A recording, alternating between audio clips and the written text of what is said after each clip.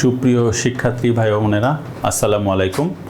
Bidyabari online ক্লাসের পক্ষ থেকে আমি অ্যাডভোকেট খালিদ হোসেন আপনাদের সবাইকে অনেক অনেক প্রীতি ও শুভেচ্ছা জানিয়ে আজকের অনলাইন ক্লাস শুরু করছি।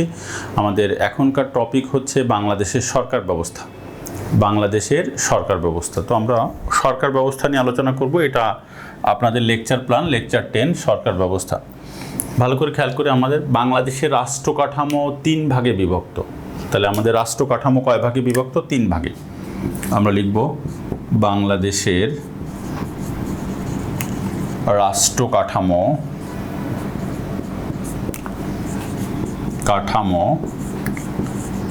3 ভাগে বিভক্ত।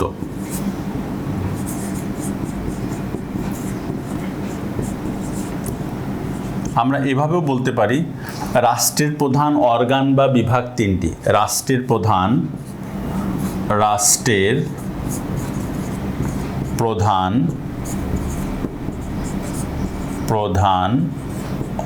বিভাগ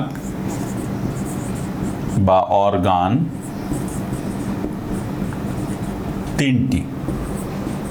তাহলে রাষ্ট্রের প্রধান অর্গান বা বিভাগ কয়টি? 3টি। বাংলাদেশের রাষ্ট্র কাঠামো কয় ভাগে বিভক্ত? 3 ভাগে। তো আমরা যেভাবে বলি না কেন, কি কি ভালো করে খেয়াল করে, আমরা লেজিসলেটিভ বা লেজিসলেচার, এক্সিকিউটিভ অ্যান্ড জুডিশিয়ারি লিখব। আমরা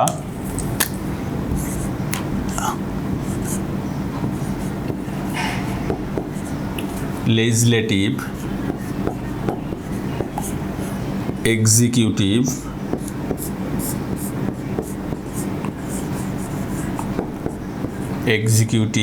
অ্যান্ড জুডিশিয়ারি।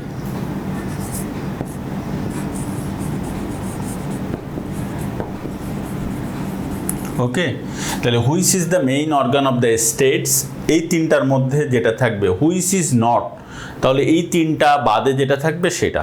ওকে, এখন আমরা এর প্রতিটা জিনিস নিয়ে বিস্তারিত আলোচনা করব। তো লেজিসলেটিভ, এক্সিকিউটিভ অ্যান্ড জুডিশিয়ারি, তাহলে main organ of the states, তাহলে হুইচ ইজ নট, তাহলে এই 3টা বাদে, আর হুইচ ইজ থাকলে এই 3টা থেকে যেটা থাকবে। ওকে, আচ্ছা, এখন আমরা প্রথমটা অর্থাৎ লেজিসলেটিভ যেটা, এটা আমরা বিস্তারিত আলোচনা করব একটা একটা করে।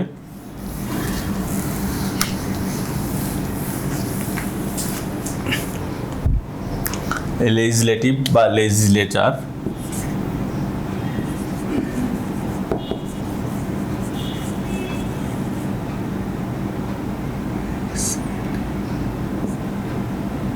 এর বাংলা হচ্ছে, ভালো করে খেয়াল করি, এর বাংলা হচ্ছে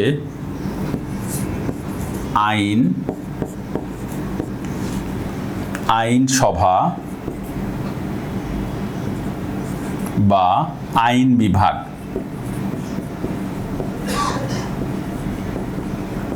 ভালো করে খেয়াল করে, আমরা জানি এই আইনসভা বা আইন বিভাগের কথা বলা আছে আমাদের সংবিধানের 5ম ভাগে।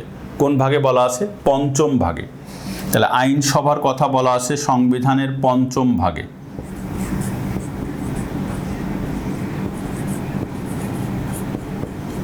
অনুচ্ছেদ 65 থেকে 93। 65 থেকে 93। তাহলে এর মেইন বিষয়গুলো আমরা একটু এখন লিখব। ভালো করে খেয়াল করি আমরা। প্রথম প্রশ্ন, who is the chief of legislative organ? আইনসভার প্রধান কে? আইনসভার প্রধান হলেন স্পিকার। তাহলে আইনসভার প্রধানকে, সভাপতিকে স্পিকার। তো আমরা লিখব আইনসভার সভাপতি স্পিকার, আইনসভার সভাপতি স্পিকার। তাহলে আইনসভার সভাপতি হচ্ছেন স্পিকার। আইনসভার প্রধান বা সভাপতি কে স্পিকার। ওকে, ভালো করে খেয়াল করি। তাহলে কেউ মনে করেন বা বলেন প্রধানমন্ত্রী, এটা ঠিক নয়। স্পিকার হচ্ছেন আইনসভার প্রধান। তাহলে who was the first chief of legislative organ? তাহলে আমাদের জাতীয় সংসদের প্রথম স্পিকার কে ছিলেন? মোহাম্মদুল্লাহ। তাহলে জাতীয় সংসদের প্রথম স্পিকার ছিলেন জাতীয় সংসদের সংসদের প্রথম স্পিকার মোহাম্মদুল্লাহ।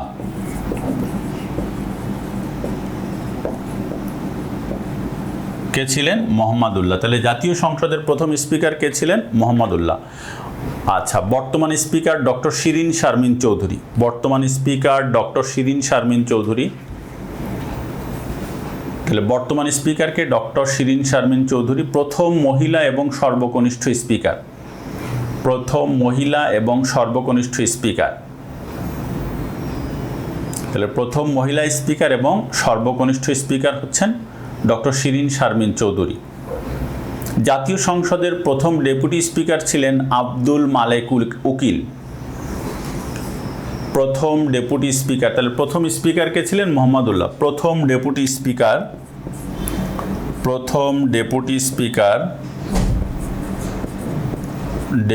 স্পিকার আব্দুল মালেক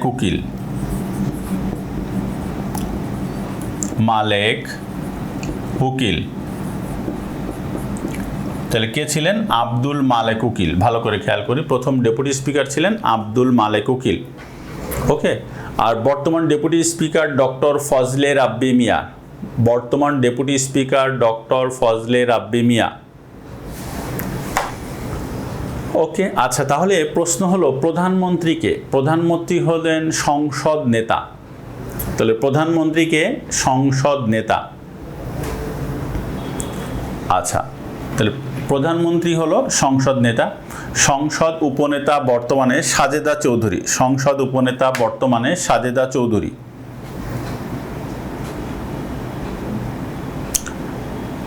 সরকার দলীয় চিফ হুইপ নুরি আলম চৌধুরী। বর্তমান সরকার দলীয় চিফ হুইপ নুরি আলম চৌধুরী। বর্তমান সরকার দলীয় চিফ হুইপ নুরি আলম চৌধুরী। ওকে। বর্তমান বিরোধী দলীয় চিফ হুইপ মশিউর রহমান রাঙ্গা। বর্তমান বিরোধী দলীয় চিফ হুইপ মশিউর রহমান রাঙ্গা। জাতীয় সংসদের প্রথম হুইপ ছিলেন শাহ মোয়াজ্জেম হোসেন। প্রথম চিফ হুইপ ছিলেন শাহ মোয়াজ্জেম হোসেন। জাতীয় সংসদের প্রথম চিফ হুইপ ছিলেন শাহ মোয়াজ্জেম হোসেন। আর প্রথম নারী হুইপ ছিলেন খালেদা খানম। প্রথম নারী হুইপ ছিলেন খালেদা খানম এবং প্রথম চিফ হুইপ ছিলেন শাহ মোয়াজ্জেম হোসেন। আমরা একটু নোট লিখব। চিফ হুইপ ও বিরোধী দলীয় নেতার পদমর্যাদা পূর্ণ মন্ত্রীর সমান। তাহলে চিফ হুইপ এবং বিরোধী দলের পদমর্যাদা পূর্ণ মন্ত্রীর সমান। তাহলে জাতীয় সংসদের চিফ হুইপ এবং বিরোধী দলীয় নেতার মর্যাদা হলো ওই পূর্ণ মন্ত্রীর সমান। এখন প্রশ্ন হলো হুইপ কি? জাতীয় সংসদের নিজ দলের সংসদ সদস্যের মধ্যে যারা শান্তি শৃঙ্খলা রক্ষার কাজ করেন বা নিয়োজিত থাকেন তাদেরকে হুইপ বলা হয়। ওনাদের মধ্যে যিনি প্রধান তাকে চিফ হুইপ বলা হয়। ওকে। আচ্ছা, এবার আমরা লিখব নির্বাচন। প্রথম জাতীয় সংসদ নির্বাচন হয় 7 মার্চ 1973। 7 মার্চ 1973। তাহলে প্রথম জাতীয় সংসদ নির্বাচন হয় 7 মার্চ 1973। প্রথম জাতীয় সংসদ নেতা ছিলেন বঙ্গবন্ধু, বা প্রথম জাতীয় সংসদের নেতা ছিলেন বঙ্গবন্ধু। প্রথম সংসদ নেতা কে ছিলেন? বঙ্গবন্ধু। তাহলে প্রথম সংসদ নেতা কে ছিলেন? বঙ্গবন্ধু। ওকে। আচ্ছা, ভালো করে খেয়াল করি। জাতীয় সংসদের প্রথম অধিবেশন অনুষ্ঠিত হয় 7 এপ্রিল 1971। তাহলে 7 মার্চ 1973 নির্বাচন, আর 7 এপ্রিল 1973 হচ্ছে প্রথম অধিবেশন। 7 এপ্রিল 73। 7 এপ্রিল 1973। তাহলে প্রথম জাতীয় সংসদ নির্বাচন হয় 7 মার্চ 73। প্রথম অধিবেশন 7 April 73, 7 March 7 April, 7 March 7 April, ঠিক এক মাস পরে। আচ্ছা, এবার আমরা লিখব প্রথম জাতীয় সংসদের মেয়াদ ছিল বা স্থায়িত্বকাল ছিল, প্রথম জাতীয় সংসদের মেয়াদ বা স্থায়িত্বকাল ছিল 2 বছর 7 মাস, 2 বছর 7 মাস। তাহলে প্রথম জাতীয় সংসদের মেয়াদ কতদিন ছিল? 2 বছর 7 মাস। আর প্রথম কোন জাতীয় সংসদ মেয়াদ পূর্ণ করেছে বা পূর্ণ মেয়াদে দায়িত্ব পালন করেছে? সপ্তম সংসদ। সপ্তম থেকে চলমান, সপ্তম সংসদও 5 বছর ছিল, অষ্টম সংসদও ছিল, নবম সংসদও ছিল, দশম সংসদও ছিল। এখন তো একাদশ সংসদ চলছে, এখন রানিং, এটা দেখা যাক কি হয়। তাহলে ভালো করে খেয়াল করি আমরা, কোন সংসদ প্রথম পূর্ণ মেয়াদে দায়িত্ব পালন করেছে? সপ্তম সংসদ প্রথম মেয়াদ পূর্ণ করেছে বা পূর্ণ মেয়াদে দায়িত্ব পালন করেছে। আর প্রথম সংসদের মেয়াদ ছিল 2 বছর 7 মাস। আর সবচেয়ে ক্ষণস্থায়ী সংসদ ছিল ষষ্ঠ সংসদ, মাত্র 12 দিন। সবচেয়ে ক্ষণস্থায়ী জাতীয় সংসদ ছিল ষষ্ঠ জাতীয় সংসদ, only 12 days, মাত্র 12 দিন। মেয়াদ কয়দিন ছিল? মাত্র 12 দিন, খেয়াল থাকে যেন। ওকে, আচ্ছা, এরপরে আমরা লিখব, তাহলে দেখলাম আমরা প্রথম সংসদের মেয়াদ ছিল 2 বছর 7 মাস, সবচেয়ে ক্ষণস্থায়ী ছিল ষষ্ঠ সংসদ 12 দিন, আর মেয়াদ পূর্ণ করেছে প্রথম, সপ্তম। ওইখান থেকে প্রতিটি সংসদ মেয়াদ পূর্ণ করেছে সপ্তম, অষ্টম, নবম, দশম। আচ্ছা, এরপরে হলো, ভালো করে আমরা খেয়াল করি, কোন জাতীয় সংসদ থেকে প্রধানমন্ত্রীর প্রশ্নোত্তর পর্ব শুরু হয় বা চালু হয়? সপ্তম সংসদ। প্রধানমন্ত্রীর প্রশ্নোত্তর পর্ব চালু হয় সপ্তম সংসদ থেকে। প্রধানমন্ত্রীর প্রশ্নোত্তর পর্ব চালু হয় সপ্তম জাতীয় সংসদ থেকে। তাহলে প্রথম জাতীয় সংসদ নির্বাচন আমরা দেখেছিলাম 7 মার্চ 73।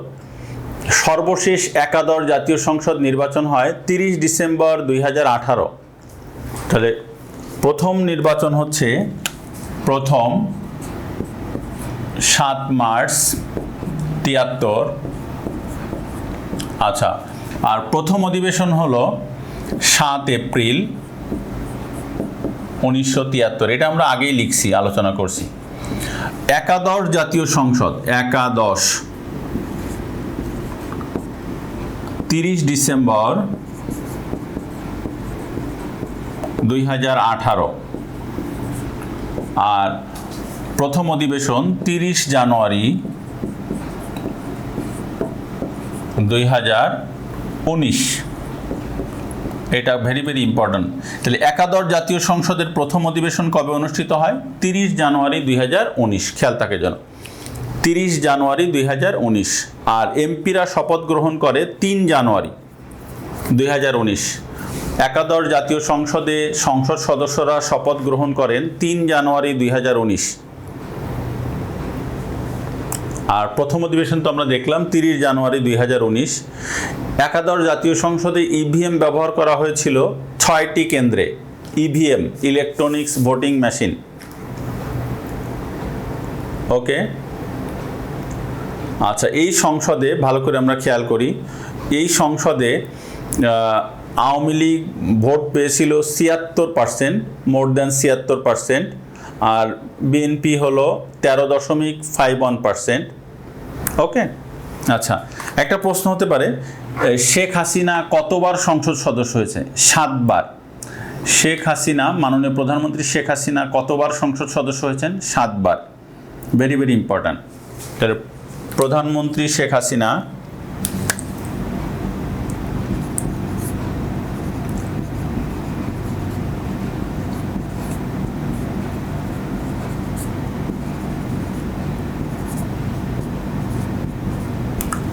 সাতবার এমপি মানে সংসদ সদস্য নির্বাচিত হয়েছেন। কতবার? 7 বার। তিনি কোন আসন থেকে বর্তমানে সংসদ সদস্য আছেন? Gopalganj 3।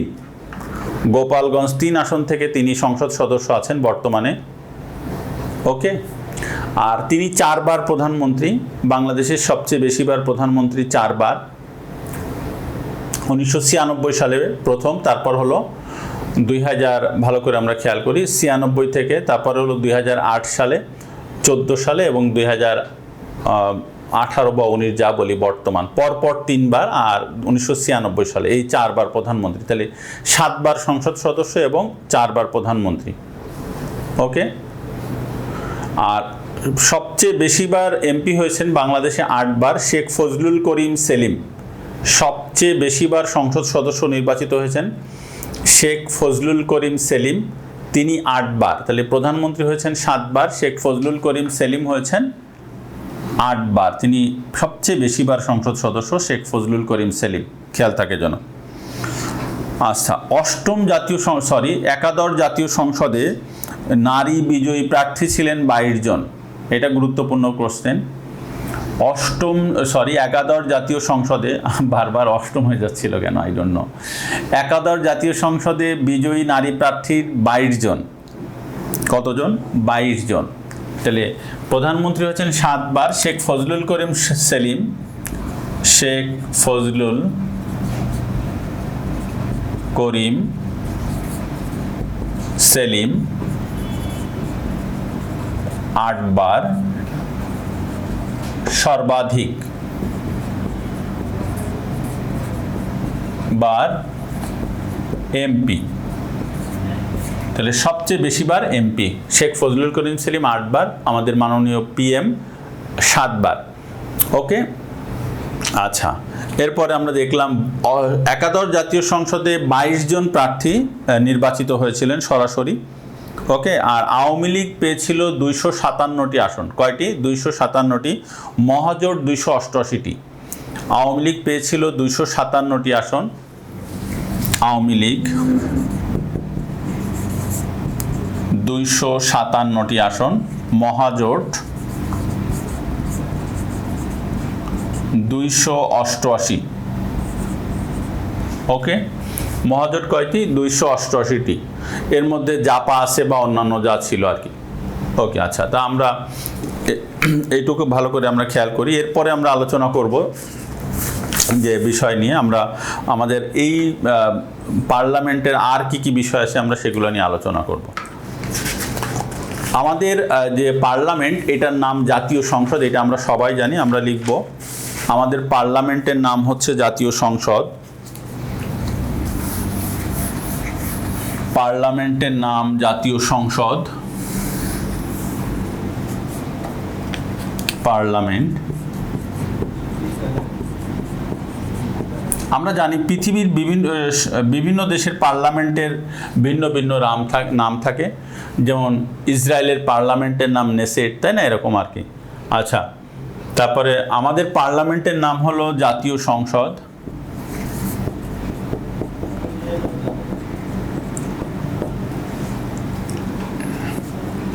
House of the nation, ইংরেজি নাম হচ্ছে house of the nation. House of the nation, তাহলে ইংরেজি নাম কি? House of the nation. তাহলে জাতীয় সংসদের ইংরেজি নাম কি? House of the nation. আচ্ছা, এরপরে হলো এক কক্ষ বিশিষ্ট। কক্ষ বিশিষ্ট, তাহলে আমাদের পার্লামেন্ট কয় কক্ষ বিশিষ্ট? এক কক্ষ বিশিষ্ট, 9 তলা। জাতীয় সংসদ এক কক্ষ বিশিষ্ট, 9 তলা। কয় তলা? 9 তলা। অবস্থান শেরেবাংলানগর। অবস্থান হলো শেরেবাংলানগর। এক কক্ষ মানে কিন্তু এক রুম নয়। এক কক্ষ হলো, পার্লামেন্ট সাধারণত 2 ধরনের হয়ে থাকে, এক কক্ষ বিশিষ্ট এবং দ্বিকক্ষ বিশিষ্ট। যেমন এক কক্ষ দ্বিকক্ষ বিশিষ্ট পার্লামেন্টের ক্ষেত্রে একটি নিম্নকক্ষ এবং একটি উচ্চকক্ষ থাকে। পৃথিবীর অধিকাংশ দেশের পার্লামেন্টই কিন্তু দ্বিকক্ষ বিশিষ্ট, যেমন ভারতে, ইউএসএতে, ইউকেতে সব কিন্তু দ্বিকক্ষ বিশিষ্ট পার্লামেন্ট, বাট আমাদের হলো এক কক্ষ বিশিষ্ট।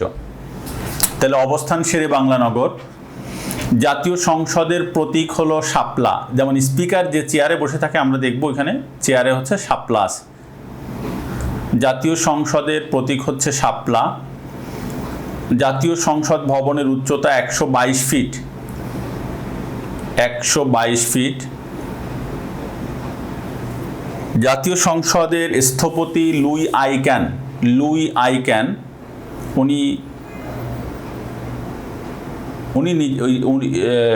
লুই আইক্যান একজন ইহুদি ছিলেন।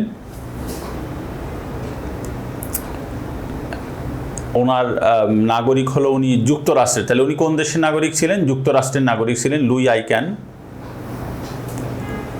ওকে, আচ্ছা। জাতীয় সংসদ ভবনের অঙ্গ 3টি। জাতীয় সংসদ ভবনের অঙ্গ 3টি। সংসদ ভবন, দক্ষিণ প্লাজা আর প্রেসিডেন্সিয়াল প্লাজা। সংসদ ভবন, দক্ষিণ প্লাজা, প্রেসিডেন্সিয়াল প্লাজা। তাহলে জাতীয় সংসদ ভবনের অঙ্গ কয়টি? 3টি। সংসদ ভবন, দক্ষিণ প্লাজা, প্রেসিডেন্সিয়াল প্লাজা।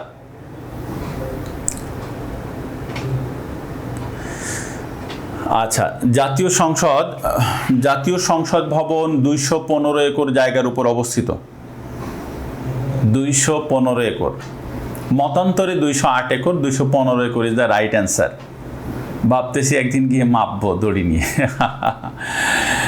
তাহলে জাতীয় সংসদ ভবন কতটুকু জায়গার উপর? 215 একর। আচ্ছা, এর নির্মাণ কাজ ভালো করে আমরা খেয়াল করি শেষ হয় 1982 সালে, তার মানে পাকিস্তান আমলে। 1982 সালের 28 জানুয়ারি জাতীয় সংসদ ভবন উদ্বোধন করেছিলেন তৎকালীন রাষ্ট্রপতি আব্দুস সাত্তার। এখানে 82 সাল কিন্তু এরশাদ মনে করতে পারে না। 1982 সালের 28 জানুয়ারি, 1982 সালের 28 জানুয়ারি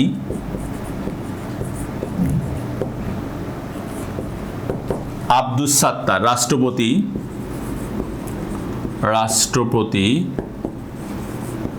আব্দুস সাত্তার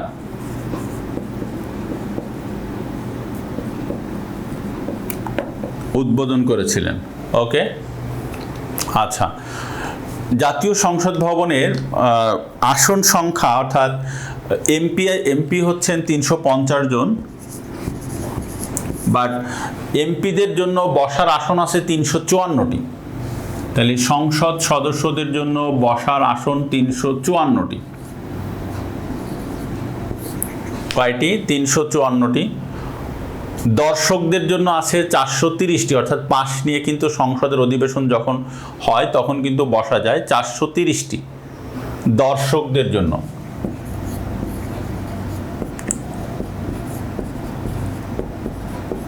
দর্শকদের জন্য 430টি।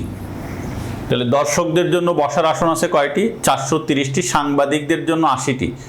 সাংবাদিকদের জন্য 80টি। সাংবাদিক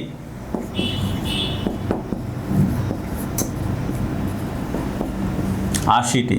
তাহলে সংসদ সদস্যের জন্য 354টি, দর্শকদের জন্য 430টি, সাংবাদিকদের জন্য 80টি। আচ্ছা, তারপরে কর্মকর্তাদের জন্য, গভর্নমেন্ট অফিসারদের জন্য 41টি। কর্মকর্তা, অফিসার্স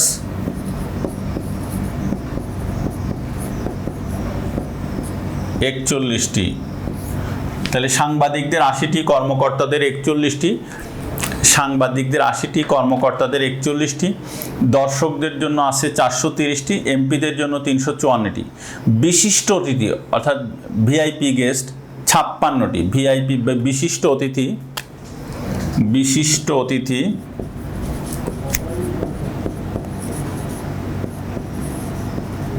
56টি। ওকে, তাহলে কর্মকর্তাদের জন্য 41টি, বিশিষ্ট অতিথি 56টি, দর্শকদের 430টি, সাংবাদিকদের 80টি, এমপিদের 354টি। তাহলে এমপিদের জন্য 354টি, দর্শকদের জন্য 430টি, সাংবাদিকদের জন্য 80টি, অফিসারদের জন্য, কর্মকর্তাদের জন্য 41টি, বিশিষ্ট অতিথিদের জন্য 56টি। আসন বরাদ্দ আছে, খেয়াল থাকে যেন। ওকে, আচ্ছা। এরপরে আমরা লিখব, ভালো করে আমরা খেয়াল করি, এরপরে আমরা লিখব জাতীয় সংসদের পাশে অবস্থিত যে লেক, এটার নাম হচ্ছে ক্রিসেন্ট লেক। জাতীয় সংসদ ভবনের পাশে অবস্থিত লেকের নাম ক্রিসেন্ট লেক। জাতীয় সংসদ ভবনের পাশে অবস্থিত লেকের নাম ক্রিসেন্ট লেক। এখানে আরেকটা কোশ্চেন আমরা দেখলাম, প্রথম ও দ্বিতীয় জাতীয় সংসদের অধিবেশন আমাদের জাতীয় সংসদ ভবনের উদ্বোধন করা হয় 1982 সালে। যদিও 1961 সালে জমি অধিগ্রহণ করা হয়েছিল, আর আইয়ুব খান জমি অধিগ্রহণ করেছিলেন। তারপরে হলো 1967 সালে নির্মাণ কাজ সূচনা করা হয়। যাক, এগুলো পরীক্ষা আসবে না। তো 82 সালের 28 জানুয়ারি প্রথম উদ্বোধন করা হয়। এখন প্রশ্ন হলো যে এর আগে তাহলে সংসদের অধিবেশন কোথায় হতো? তাহলে প্রশ্ন হলো, প্রথম ও দ্বিতীয় জাতীয় সংসদের অধিবেশন বা মূল সংসদ ভবন উদ্বোধন হওয়ার আগে জাতীয় সংসদ ভবনের অধিবেশন অনুষ্ঠিত হতো পুরাতন জাতীয় সংসদ ভবনে। তাহলে জাতীয় সংসদ ভবন উদ্বোধনের পূর্বে জাতীয় সংসদের অধিবেশন অনুষ্ঠিত হতো পুরাতন জাতীয় সংসদ ভবনে। প্রশ্ন হলো সেটা আবার কোথায়? যা বর্তমানে প্রধানমন্ত্রীর কার্যালয় হিসেবে ব্যবহৃত হয়। যা বর্তমানে প্রধানমন্ত্রীর কার্যালয় হিসেবে ব্যবহৃত হয়।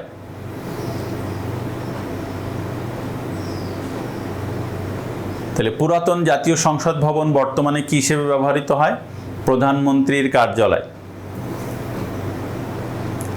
তাহলে প্রধানমন্ত্রীর কার্যালয় একসময় কি হিসেবে ব্যবহৃত হতো? পুরাতন জাতীয় সংসদ ভবন বা জাতীয় সংসদ ভবন।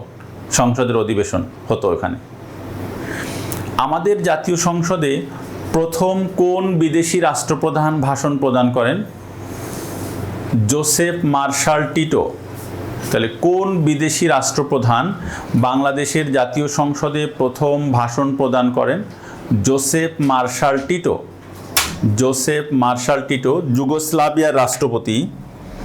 জোসেফ মার্শাল টিটো 1974 সালের 31 জানুয়ারি প্রথম কোনো বিদেশি রাষ্ট্রপ্রধান হিসেবে বাংলাদেশের পার্লামেন্টে ভাষণ প্রদান করেন। জোসেফ মার্শাল টিটো 31 জানুয়ারি 1974, খেয়াল থাকে যেন। আর এ পর্যন্ত 2 জন বিদেশি রাষ্ট্রপ্রধান বাংলাদেশের জাতীয় সংসদে ভাষণ প্রদান করেছেন। একজন তো আমরা পেলাম, জোসেফ মার্শাল টিটো। আরেকজন হচ্ছেন ভিভি গিরি, ভারতের রাষ্ট্রপতি। ভিভি গিরি। তাহলে ভারতের রাষ্ট্রপতি ভিভি গিরি এবং জোসেফ মার্শাল টিটো, 2 জন রাষ্ট্রপতি। জোসেফ মার্শাল টিটো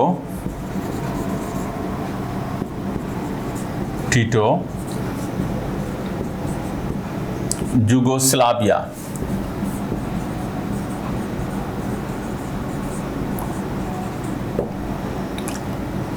31 জানুয়ারি 1974, এটা উনি প্রথম। দ্বিতীয় হলেন ভিভি গিরি,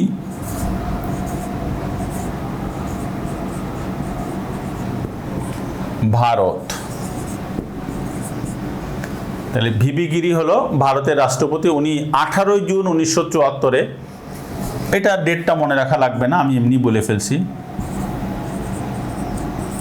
1974। এই 2 জন রাষ্ট্রপ্রধান বিদেশি রাষ্ট্রপ্রধান হিসেবে বাংলাদেশের পার্লামেন্টে ভাষণ প্রদান করেছেন। ওকে,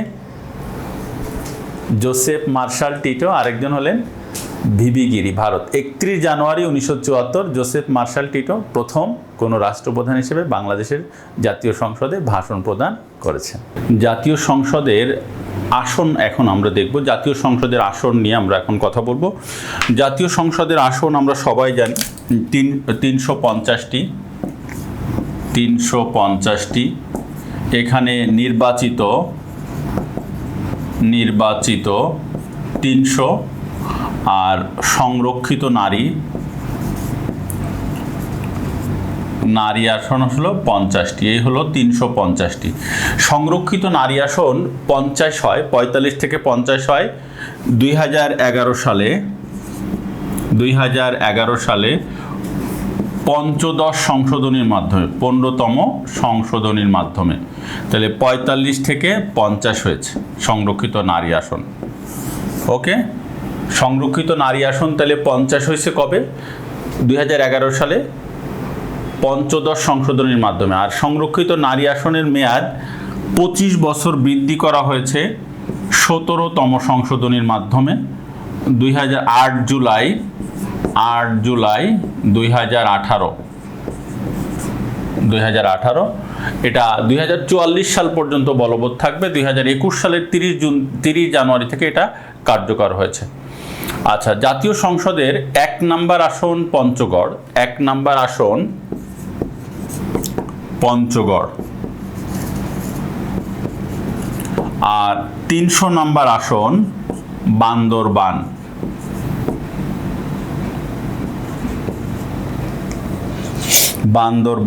বান্দরবন না, কিন্তু বান্দরবান। তাহলে 1 নম্বর আসন কোনটি? পঞ্চগড়। 300 নম্বর আসন বান্দরবান। ভালো করে আমরা খেয়াল করি। ঢাকা বিভাগে আসন আছে 94টি, সবচেয়ে বেশি ঢাকা বিভাগ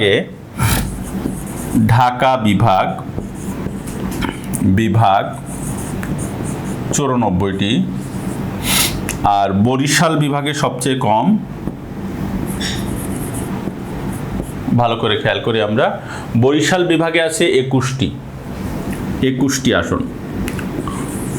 আর এমনিতে জেলা হিসেবে সবচেয়ে বেশি আসন আছে ঢাকা জেলায় 20টি, সবচেয়ে বেশি আসন আছে তাহলে কোন জেলায়? ঢাকা জেলায় সবচেয়ে বেশি আসন 20টি। তাহলে সবচেয়ে বেশি আসন আছে কোন জেলায়? ঢাকা জেলায়।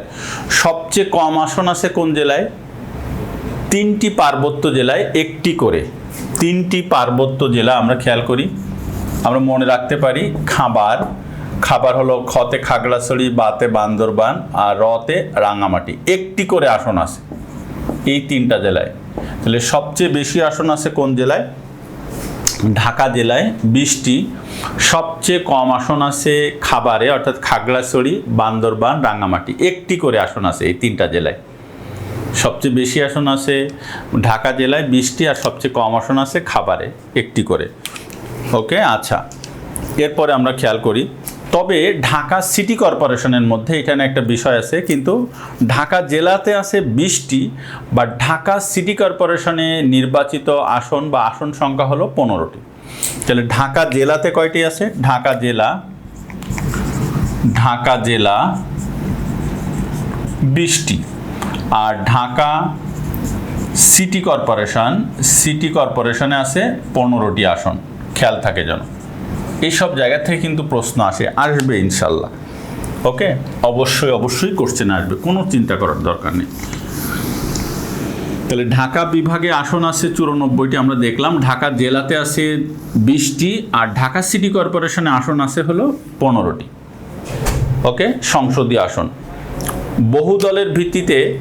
বহু দলের অংশগ্রহণের ভিত্তিতে দ্বিতীয় জাতীয় সংসদ নির্বাচন হয় 1979 সালে। বহু দলের অংশগ্রহণের ভিত্তিতে দ্বিতীয় জাতীয় সংসদ নির্বাচন হয় 1979 সালে। জনগণের সরাসরি ভোটে বাংলাদেশের প্রথম রাষ্ট্রপতির নির্বাচন হয় 1978 সালে। জনগণের সরাসরি ভোটে বাংলাদেশের প্রথম রাষ্ট্রপতির নির্বাচন হয় 1978 সালে।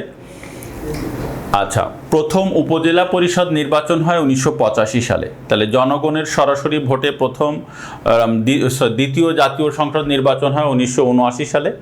জনগণের সরাসরি ভোটে প্রথম রাষ্ট্রপতি নির্বাচন হয় 1978 সালে, আর প্রথম উপজেলা পরিষদ নির্বাচন হয় 1985 সালে। ইভিএম, ইলেকট্রনিক ভোটিং মেশিন এর উদ্ভাবক হলো বাংলাদেশে প্রফেসর লুৎফুর কবির। ওকে, আচ্ছা, আমাদের জাতীয় সংসদে বা পার্লামেন্টে কোরাম হয় 60 জনে।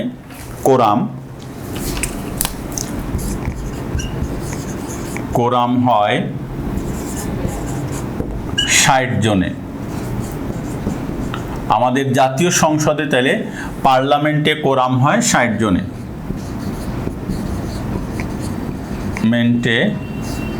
কোরাম হয় 60 জনে।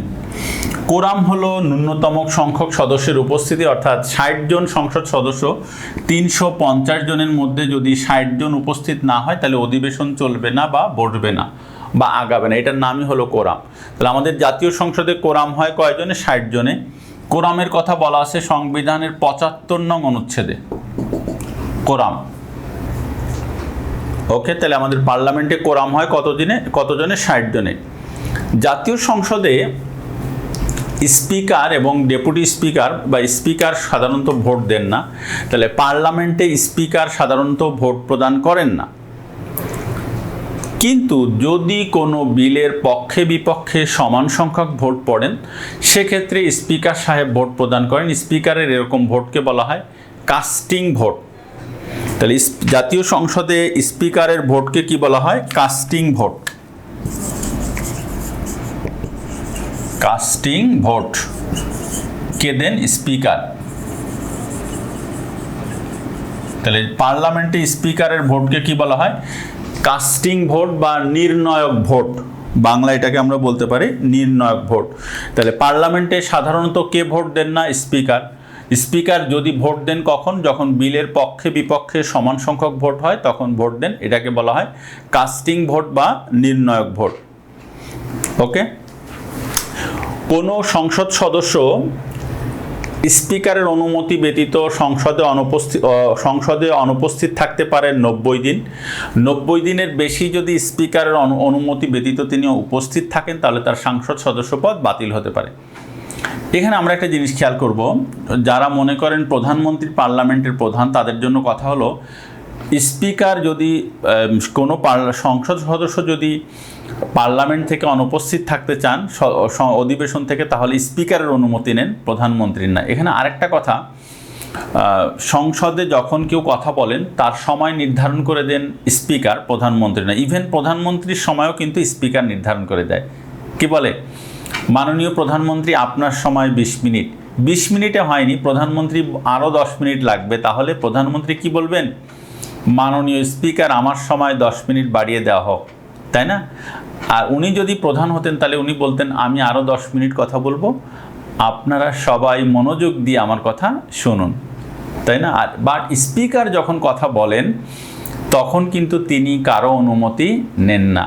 কোনো সংসদ সদস্য তার সময়ের অতিরিক্ত সময় যদি কথা বলতেই থাকে, স্পিকার নিষেধ করা সত্ত্বেও যদি সেই কথা তিনি না থামান, বা স্পিকার যদি চান তার মাইক্রোফোন কিন্তু অফ করে দিতে পারেন, সুইচ স্পিকারের কাছে আছে সবার। It shows that speaker is the chief of parliament. Okay, অর্থাৎ তিনি হলেন পার্লামেন্টের সভাপতি। তবে প্রধানমন্ত্রী হলেন সংসদ নেতা, তাকে ঘিরেই সংসদ কি কর্মচঞ্চল বা প্রাণচঞ্চল লাভ করে। আচ্ছা, কোনো সংসদ, ভালো করে খেয়াল করি আমরা, তাহলে স্পিকারের অনুমতি ছাড়া অনুপস্থিত থাকা যায় 90 দিন। সংসদ ভেঙে গেলে বা কোনো আসন খালি হলে সংসদের নির্বাচন হতে হয়, ও নির্বাচন হওয়ার বাধ্যবাধকতা আছে 90 দিনের মধ্যে। অর্থাৎ সংসদ যদি ভেঙে যায় তাহলে 90 দিনের মধ্যে নির্বাচন হওয়ার বাধ্যবাধকতা রয়েছে। অথবা কোনো আসন শূন্য হয়। কিভাবে আসন শূন্য হয়? যদি কারো সংসদ সদস্য পদ বাতিল হয়, অথবা যদি কেউ মারা যান কোনো সংসদ সদস্য, এটা মাঝে মাঝে দেখা যায়, তাই না? এই যে মাঝে দেখলাম আমাদের লক্ষ্মীপুরের একজন সংসদ সদস্য, ওনার নাম পপুল, কুয়েতে দুর্নীতির দায়ে ওনার দণ্ডপ্রাপ্ত হয়েছেন, তাই বাংলাদেশের ওনার সংসদ সদস্য পদ বাতিল ঘোষণা করা হয়েছে। তাহলে ওখানে উপনির্বাচন হবে, এরকম আর কি। ওকে, তো কোনো সংসদের কোনো আসন শূন্য হলে নির্বাচন হওয়ার বাধ্যবাধকতা আছে 90 দিনের মধ্যে। আচ্ছা, ভালো করে আমরা খেয়াল করি, প্রথম বৈঠক থেকে যদি কোনো সংসদ সদস্য 90 দিনের মধ্যে শপথ না নেন, তাহলে কিন্তু তার সংসদ সদস্য পদ অর্থাৎ শপথ নেওয়ার যোগ্যতা হারাতে পারে। ওকে, তবে এই সকল ক্ষমতা স্পিকারের কাছে অনেকটা কেন্দ্রীভূত। আচ্ছা, বাট সংসদের অধিবেশন আহ্বান করেন কে? সংসদের অধিবেশন আহ্বান করেন রাষ্ট্রপতি। কে করেন? রাষ্ট্রপতি। তাহলে সংসদের অধিবেশন আহ্বান করেন, সংসদের অধিবেশন আহ্বান করেন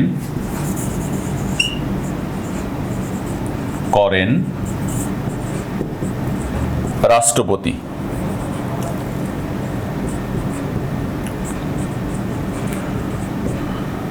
যদি রাষ্ট্রপতি না থাকেন বা কোনো প্রয়োজন হয় রাষ্ট্রপতি ব্যতীত, তাহলে স্পিকারের কিন্তু ক্ষমতা আছে, সেটা রাষ্ট্রপতি মানে ব্যতিক্রম ক্ষেত্রে আর কি।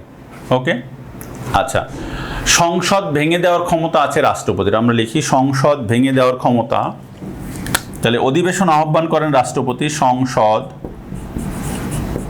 ভেঙে দেওয়ার ক্ষমতা আছে রাষ্ট্রপতির।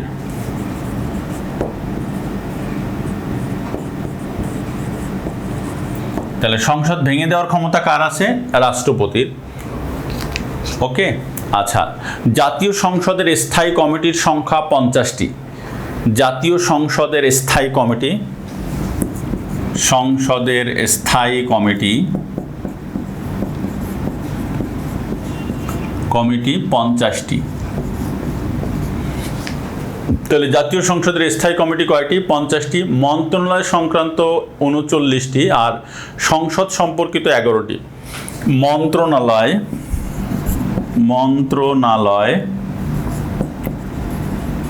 সংক্রান্ত 39টি আর সংসদ সংক্রান্ত 11টি। তাহলে জাতীয় সংসদের স্থায়ী কমিটির সংখ্যা 50টি, মন্ত্রণালয় সংক্রান্ত 39টি এবং সংসদ সংক্রান্ত 11টি। ওকে, আচ্ছা, কোনো সংসদ নির্বাচন হওয়ার মানে আজকে একটা নির্বাচন হলো, কত দিনের মধ্যে প্রথম অধিবেশন বসার বাধ্যবাধকতা আছে? 30 দিনের মধ্যে। কত দিনের মধ্যে? 30 দিন। তাহলে সাধারণ নির্বাচনের পর 30 দিনের মধ্যে প্রথম অধিবেশন বসার বাধ্যবাধকতা রয়েছে, বসতেই হবে, মাস্ট। 30 দিনের মধ্যে প্রথম অধিবেশন বসার বাধ্যবাধকতা রয়েছে। তাহলে 30 দিন কোন ক্ষেত্রে প্রযোজ্য? 30 দিন প্রথম অধিবেশন বসার বাধ্যবাধকতা। প্রথম অধিবেশন বসার বাধ্যবাধকতা 30 দিন, ভেরি ভেরি ইম্পর্ট্যান্ট। আচ্ছা, আজকে একটা অধিবেশন শেষ হলো, আগামী আরেকটা অধিবেশন শুরু হবে, এই দুইয়ের মধ্যে সর্বোচ্চ বিরতি বা গ্যাপ থাকতে পারবে 60 দিন। তাহলে এক অধিবেশনের সমাপ্তি হতে অপর অধিবেশনের শুরু, এই দুইয়ের মাঝে সর্বোচ্চ বিরতি থাকতে পারবে কতদিন? 60 দিন। তাহলে 60 দিন কোন ক্ষেত্রে প্রযোজ্য? 60 দিন এক অধিবেশন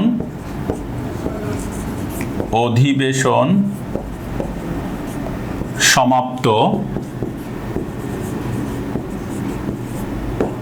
আর অপর বা পরবর্তী অধিবেশন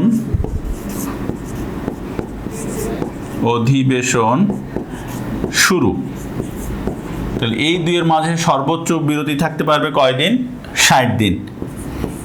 90 দিন, ভালো করে আমরা খেয়াল করি, 90 দিন দুইটা ক্ষেত্রে প্রযোজ্য। এক হলো সংসদে অনুপস্থিত থাকতে গেলে, স্পিকারের অনুমতি ছাড়া একজন সংসদ সদস্য অনুপস্থিত থাকতে পারেন 90 দিন। আর নির্বাচন হওয়ার বাধ্যবাধকতা আছে সংসদের আসন শূন্য হলে বা সংসদ ভেঙে গেলে 90 দিন। তাহলে 90 দিন, তাহলে 30 দিন, 60 দিন, 90 দিন। 90 দিন তাহলে অনুমতি ব্যতীত, স্পিকারের অনুমতি ব্যতীত,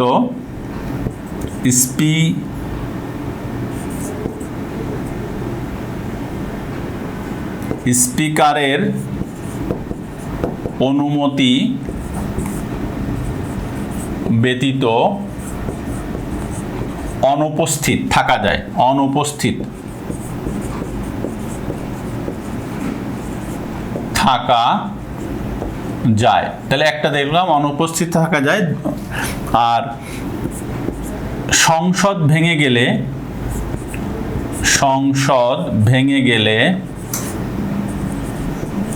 গেলে বা আসন শূন্য হলে, কোনো আসন শূন্য হলে নির্বাচন হওয়ার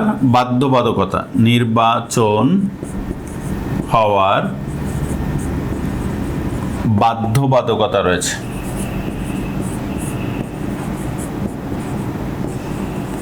রয়েছে।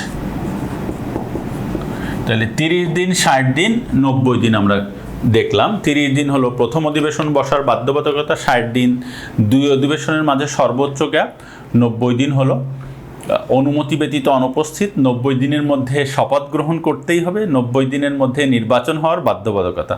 ওকে, আচ্ছা, এবার আমরা লিখব সংসদ সদস্যদেরকে শপথ পাঠ করান স্পিকার। সংসদ সদস্যদেরকে শপথ পাঠ করান স্পিকার। তাহলে সংসদ সদস্যদের শপথকে পাঠ করান স্পিকার। স্পিকার। আরেকটা বিধান আমরা আগে দেখেছিলাম, তারপর একটু লিখি। সংসদের অনুমতি ব্যতীত যুদ্ধ ঘোষণা করা যায় না, বা প্রজাতন্ত্র কোনো যুদ্ধে জড়িয়ে পড়তে পারবে না। তাহলে সংসদের অনুমতি ব্যতীত প্রজাতন্ত্র কোনো যুদ্ধে জড়াবে না বা যুদ্ধ ঘোষণা করতে পারবে না। তাহলে এই ছিল আমাদের পার্লামেন্ট সম্পর্কিত বিধানগুলো। এখন আমরা আলোচনা করব এক্সিকিউটিভ অর্গান, নির্বাহী বিভাগ।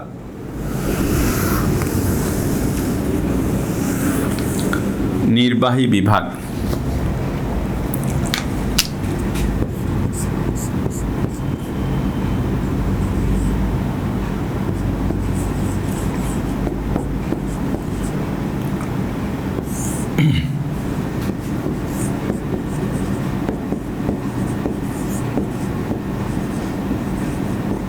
নির্বাহী বিভাগের প্রধানকে, নির্বাহী বিভাগের প্রধান দুইজন। নামমাত্র প্রধান হলেন রাষ্ট্রপতি। নামমাত্র প্রধান, প্রধান, প্রধান, নামমাত্র প্রধান, প্রধান, রাষ্ট্রপতি,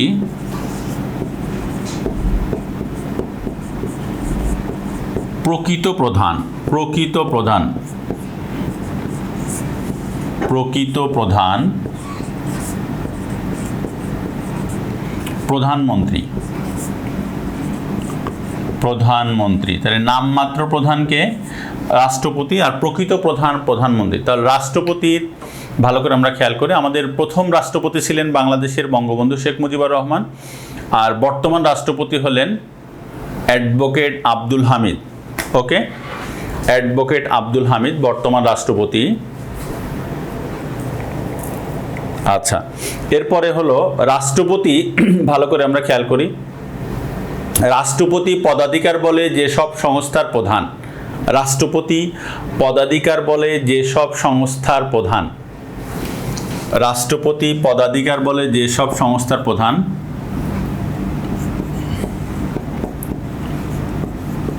বিশ্ববিদ্যালয়ের চ্যান্সেলর।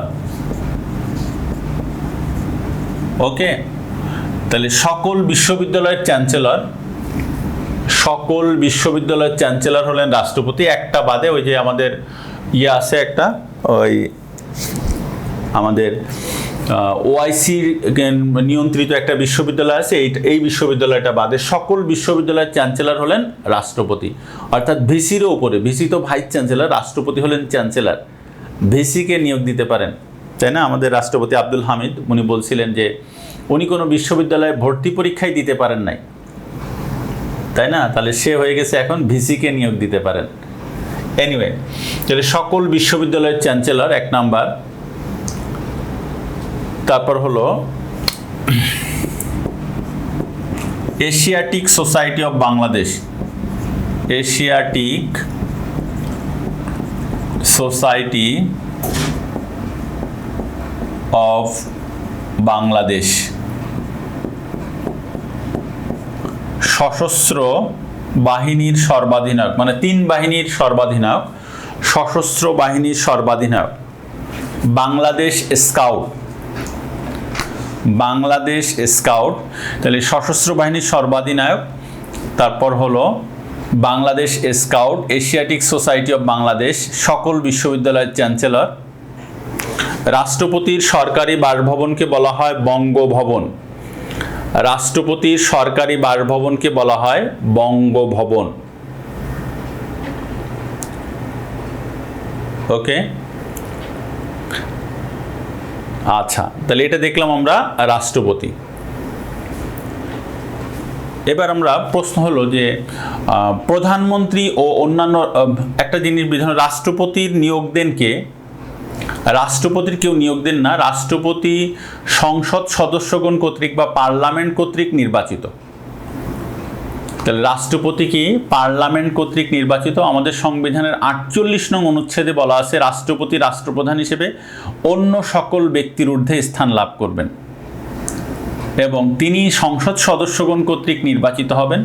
তাকে অপসারণ করতে পারবে পার্লামেন্ট।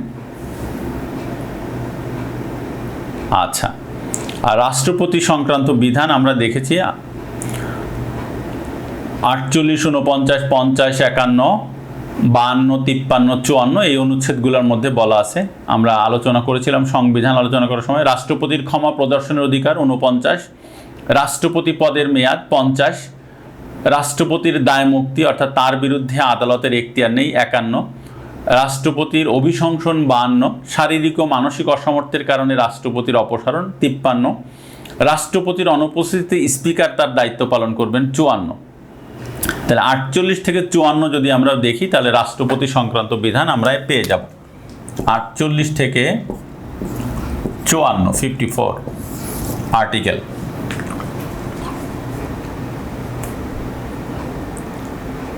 আচ্ছা, রাষ্ট্রপতি ভালো করে আমরা খেয়াল করি। প্রধানমন্ত্রী সহ সকল মন্ত্রীদের নিয়োগ দেন রাষ্ট্রপতি। প্রধানমন্ত্রী সহ সকল মন্ত্রীদের নিয়োগ দেন রাষ্ট্রপতি। তাহলে আমরা লিখব প্রধানমন্ত্রী সহ সকল মন্ত্রীদের নিয়োগ দেন রাষ্ট্রপতি। তারপর তিনি 3 বাহিনীর প্রধানকে নিয়োগ দেন। হ্যাঁ, গুরুত্বপূর্ণ নির্বাচন কমিশনারদেরকে নিয়োগ প্রদান করেন রাষ্ট্রপতি। অর্থাৎ সাংবিধানিক পদগুলোতে অনেক পদে তিনি নিয়োগ দান করে থাকেন। এছাড়াও অন্যান্য গুরুত্বপূর্ণ পদেও তিনি নিয়োগ, অ্যাটর্নি জেনারেলকে নিয়োগ দিয়ে থাকেন রাষ্ট্রপতি। তারপর মন্ত্রীদের কথা তো বললামই। রাষ্ট্রপতি স্বাধীনভাবে 2টি কাজ করতে পারেন সংবিধান অনুযায়ী। একটি হলো প্রধানমন্ত্রীর নিয়োগ, অন্যটি হলো প্রধান বিচারপতির নিয়োগ। তাহলে রাষ্ট্রপতি কয়টি কাজ স্বাধীনভাবে করতে পারেন? 2টি, প্রধানমন্ত্রীর নিয়োগ এবং প্রধান বিচারপতির নিয়োগ। প্রধানমন্ত্রীর নিয়োগ এবং প্রধান বিচারপতির নিয়োগ। ওকে, আচ্ছা, এরপরে আমরা এখন দেখব প্রধানমন্ত্রীর বিধানগুলো কি কি আছে। আমরা প্রধানমন্ত্রী, তাহলে প্রকৃত প্রধান নির্বাহী বিভাগের কে? প্রধানমন্ত্রী। আর নির্বাহী বিভাগের কথা বলা আছে 48 থেকে 64 অনুচ্ছেদ 48 থেকে 64।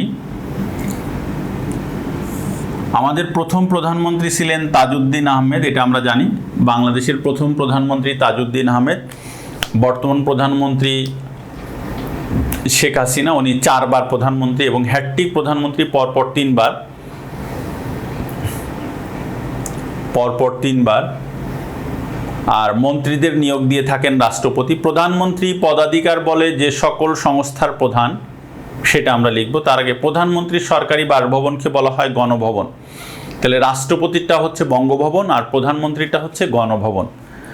রাষ্ট্রপতির সরকারি বাসভবন হচ্ছে বঙ্গভবন আর প্রধানমন্ত্রীর সরকারি বাসভবন হচ্ছে গণভবন।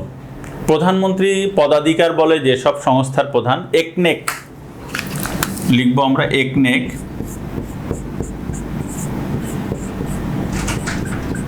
একনেক, executive committee of national economic council.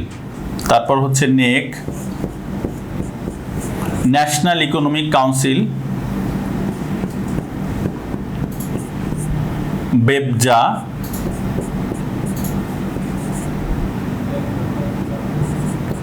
বেবজা। তারপর হচ্ছে তাহলে একনেক, নেক, বেবজা, বিনিয়োগ বোর্ড,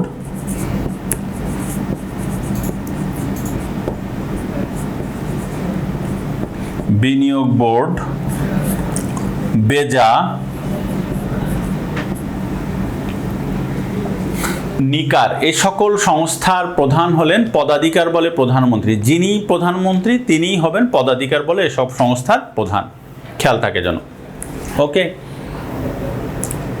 মন্ত্রীদেরকে শপথ পড়ান প্রধানমন্ত্রী সহ সকল মন্ত্রীদের শপথ পড়ান রাষ্ট্রপতি। তাহলে নিয়োগও দিয়ে থাকেন রাষ্ট্রপতি, শপথও পড়িয়ে থাকেন রাষ্ট্রপতি। ওকে, বাংলাদেশের প্রথম মহিলা প্রধানমন্ত্রী খালেদা জিয়া, এটা আমরা জানি।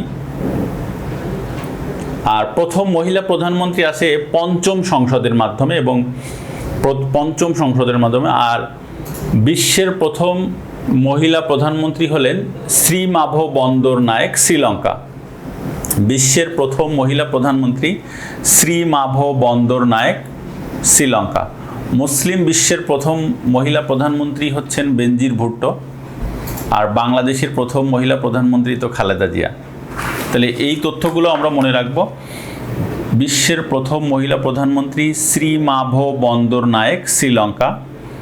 মুসলিম বিশ্বের প্রথম মহিলা প্রধানমন্ত্রী বেনজির ভুট্টো।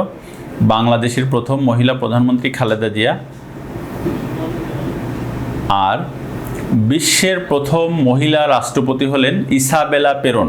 বিশ্বের প্রথম মহিলা রাষ্ট্রপতি হলেন, প্রেসিডেন্ট হলেন ইসাবেলা পেরন। আর মুসলিম বিশ্বের প্রথম মহিলা রাষ্ট্রপতি হলেন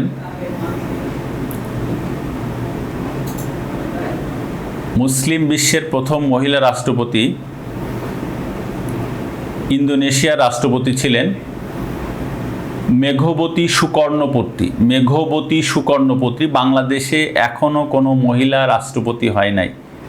তাহলে মেঘবতী সুকর্ণপত্রী ছিলেন মুসলিম বিশ্বের প্রথম মহিলা রাষ্ট্রপতি। আর বিশ্বের ছিলেন Isabella Peron, Argentina. Okay, let's. তাহলে বাংলাদেশের প্রথম মহিলা মন্ত্রী কে ছিলেন? বাংলাদেশের প্রথম মহিলা মন্ত্রী ছিলেন নূরজাহান মুর্শিদ। নূরজাহান মুর্শিদ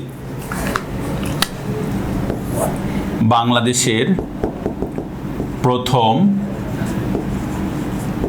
মহিলা মন্ত্রী ছিলেন নূরজাহান মুর্শিদ। নূরজাহান মুর্শিদ। ওকে, তাহলে বাংলাদেশের প্রথম মহিলা মন্ত্রী ছিলেন নূরজাহান মুর্শিদ।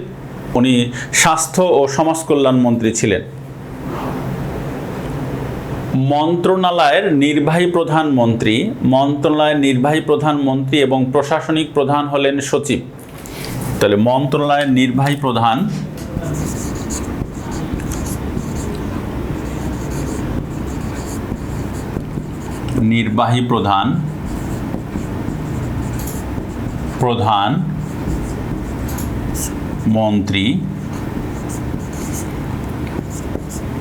প্রশাসনিক প্রধান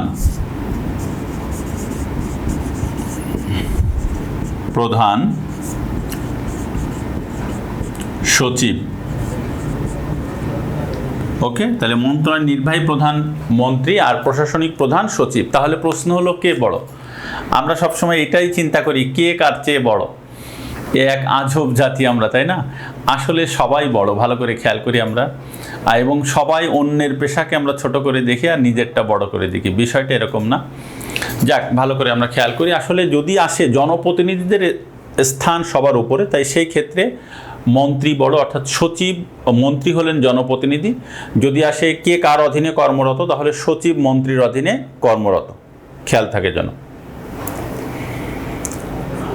মন্ত্রণালয়ের, ভালো করে খেয়াল করি আমরা, নিয়মিত বৈঠক হয় সোমবার। মন্ত্রণালয়ের নিয়মিত বৈঠক হয় সোমবার। তাহলে মন্ত্রণালয়ের নিয়মিত বৈঠক হয় কবে? সোমবার। ওকে, বাংলাদেশ পুলিশ স্বরাষ্ট্র মন্ত্রণালয়ের অধীন। বাংলাদেশ পুলিশ, এটা তো আমরা জানি, স্বরাষ্ট্র মন্ত্রণালয়ের অধীন। পুলিশ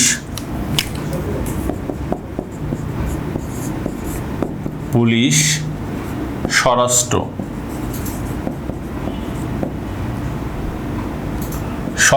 মন্ত্রণালয়ের অধীন। তাহলে পুলিশ কোন মন্ত্রণালয়ের অধীন? স্বরাষ্ট্র মন্ত্রণালয়ের অধীন। আচ্ছা, সেনা, নৌ ও বিমান বাহিনী প্রতিরক্ষা মন্ত্রণালয়। সেনা, নৌ ও বিমান বাহিনী। সেনা, নৌ ও বিমান বাহিনী প্রতিরক্ষা। ভালো করে আমরা খেয়াল করি, আমাদের দেশে প্রধানমন্ত্রীরা সবসময় আমি দেখছি যে প্রতিরক্ষা মন্ত্রণালয়ের দায়িত্বটা ওনারা কাছে রাখেন, কিন্তু রাখতেই হবে এমন কোনো কথা নাই। তো যেহেতু সেনাবাহিনী এই মন্ত্রণালয়ের অধীন, এই জন্য কী করে আলাদা কিন্তু মন্ত্রী থাকতে পারে, যেমন ইউএসএতে কিন্তু প্রতিরক্ষা মন্ত্রী আলাদা, তাই না, এরকম আর কি। তাহলে মন্ত্রণালয় সেনা নৌ বিমান বাহিনী কোন মন্ত্রণাধীন? প্রতিরক্ষা মন্ত্রণাধীন। মুক্তিযুদ্ধ বিষয়ক মন্ত্রণালয় গঠন করা হয় 23 অক্টোবর 2001। মুক্তিযুদ্ধ বিষয়ক মন্ত্রণালয় গঠন করা হয় মুক্তিযুদ্ধ বিষয়ক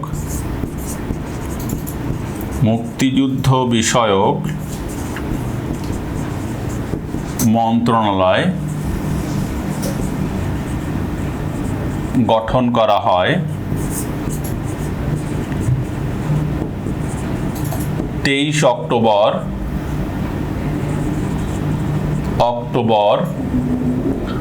2001। মুক্তিযুদ্ধ বিষয়ক মন্ত্রণালয় কবে গঠন করা হয়? 23 অক্টোবর 2001। দ্রব্যমূল্য নিয়ন্ত্রণ করার দায়িত্ব বাণিজ্য মন্ত্রণালয়। দ্রব্যমূল্য নিয়ন্ত্রণ করার দায়িত্ব বাণিজ্য মন্ত্রণালয়। তাহলে দ্রব্যমূল্য নিয়ন্ত্রণ করার দায়িত্ব কার? বাণিজ্য মন্ত্রণালয়। সংস্থাপন মন্ত্রণালয়ের বর্তমান নাম জনপ্রশাসন মন্ত্রণালয়। সংস্থাপন মন্ত্রণালয়ের বর্তমান নাম জনপ্রশাসন মন্ত্রণালয়। 2011 সালে সংস্থাপন মন্ত্রণালয়ের নাম পরিবর্তন করে রাখা হয়েছে জনপ্রশাসন মন্ত্রণালয়। তাহলে জনপ্রশাসন মন্ত্রণালয়ের পূর্ব নাম কি ছিল? সংস্থাপন। সংস্থাপনের বর্তমান নাম, মন্ত্রণালয়ের বর্তমান নাম জনপ্রশাসন মন্ত্রণালয়। 2011 সালে এই নাম পরিবর্তন করা হয়েছে। পিএসসি জনপ্রশাসন মন্ত্রণালয়ের অধীন। ওকে, যদি আসে পিএসসি কোন মন্ত্রণালয়? যদিও পিএসসি একটি সাংবিধানিক সংস্থা, বাট পিএসসির ম্যাক্সিমাম কাজ হচ্ছে জনপ্রশাসন মন্ত্রণালয়ের সঙ্গে। এসপারসো প্রতিরক্ষা মন্ত্রণালয়। এসপারসো, SPARRSO, এসপারসো,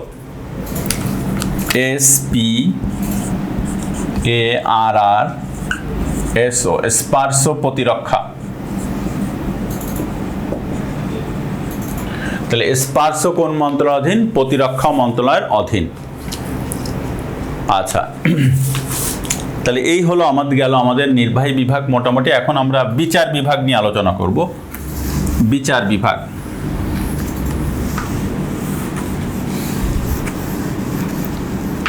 জুডিশিয়ারি।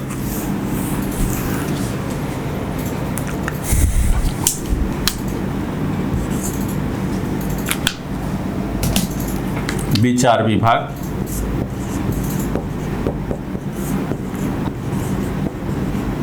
জুডিশিয়ারি।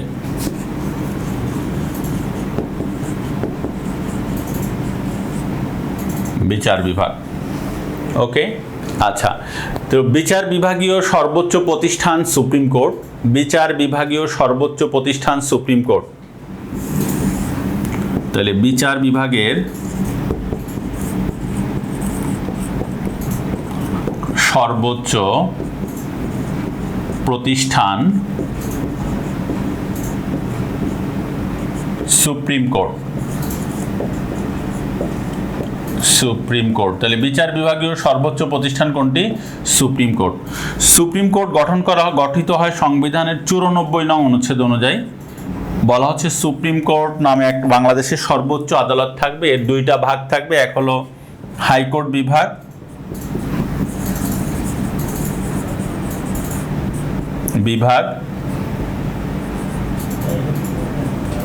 আর এক হলো আপিল বিভাগ।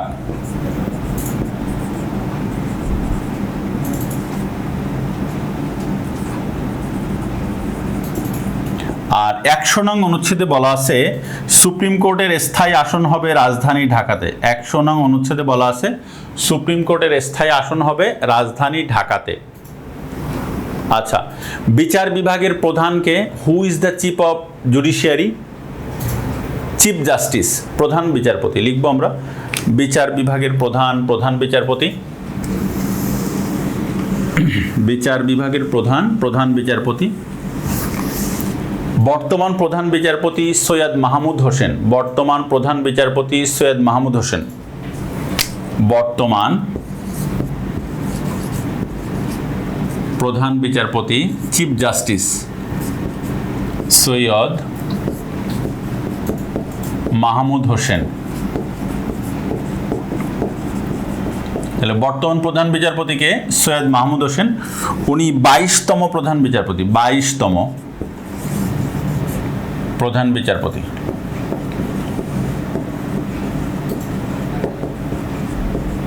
তাহলে 22তম বর্তমান প্রধান বিচারপতি কততম? 22তম। প্রথম প্রধান বিচারপতি ছিলেন ASM সায়েম, আমাদের দেশের প্রথম চিফ জাস্টিস ছিলেন।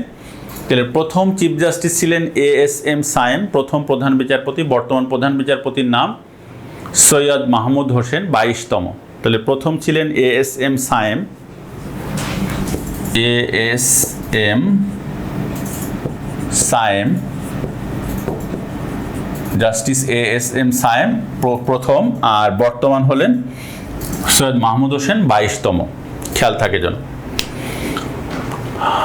হাইকোর্ট বিভাগের এবং আপিল বিভাগের প্রথম মহিলা বিচারপতি ছিলেন বিচারপতি নাজমুন আরা সুলতানা, নাজমুন আরা সুলতানা। হাইকোর্ট বিভাগের এবং আপিল বিভাগের প্রথম মহিলা বিচারপতি ছিলেন নাজমুন আরা সুলতানা, নাজমুন আরা সুলতানা।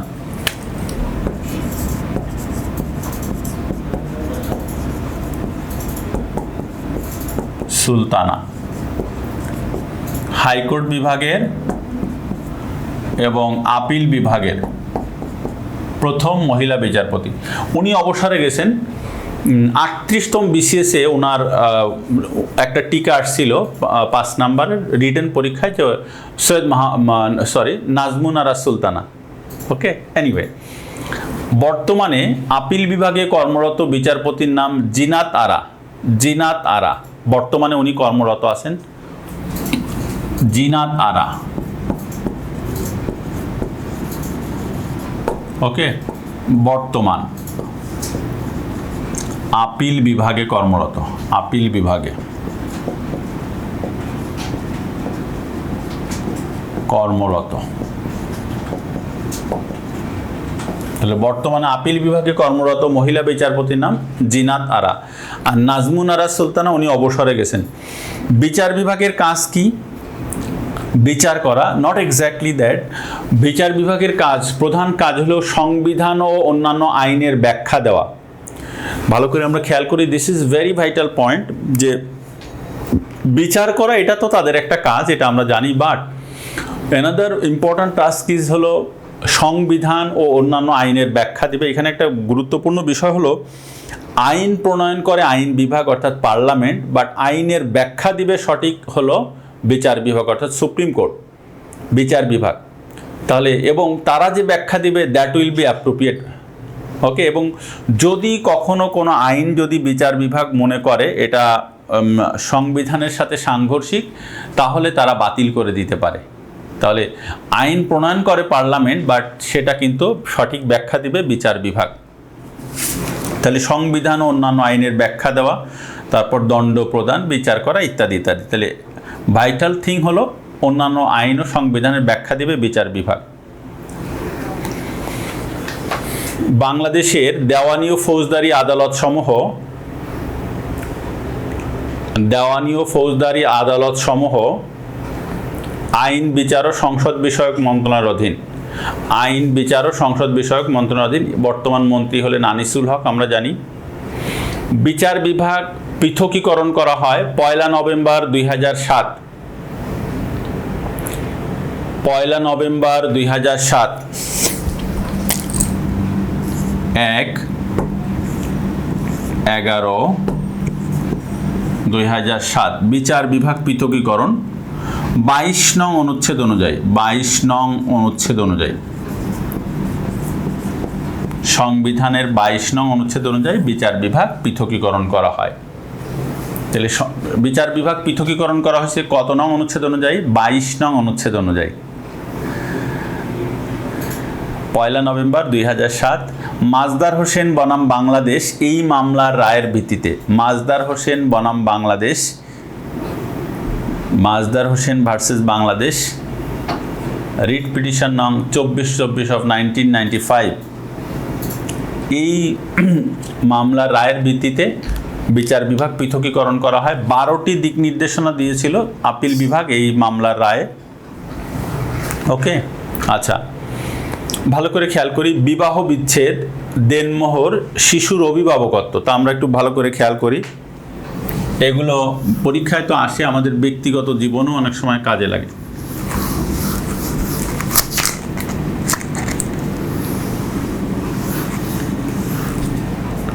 লিখব আমরা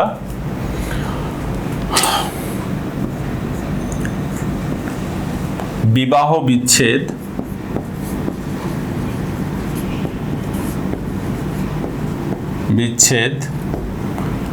দেনমোহর,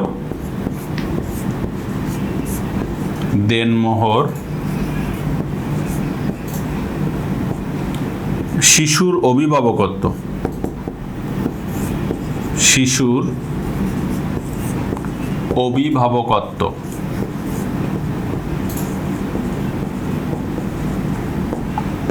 দেনমোহর, বিবাহ বিচ্ছেদ, শিশুর অভিভাবকত্ব।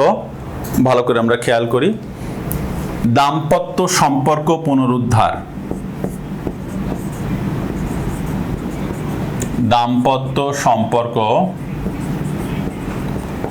পুনরুদ্ধার,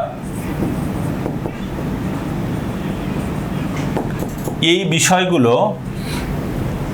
বিষয়গুলো পারিবারিক আদালতের বিচার্য বিষয়। পারিবারিক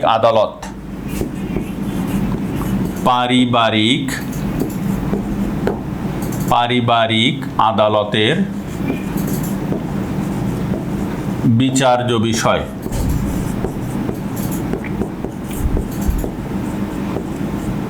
ওকে, একটু খেয়াল করি আমরা বিবাহ বিচ্ছেদ, অর্থাৎ ভালো করে আমরা খেয়াল করি, মুসলিম আইনে বলা আছে মুসলিম পুরুষরা তাদের স্ত্রীদেরকে কারণদর্শী এবং না দর্শী যে কোনো সময় ডিভোর্স দিতে পারে, অর্থাৎ তালাক দিতে পারে। ভালো করে আমরা খেয়াল করি, তাহলে মেয়েরা কি পারে না?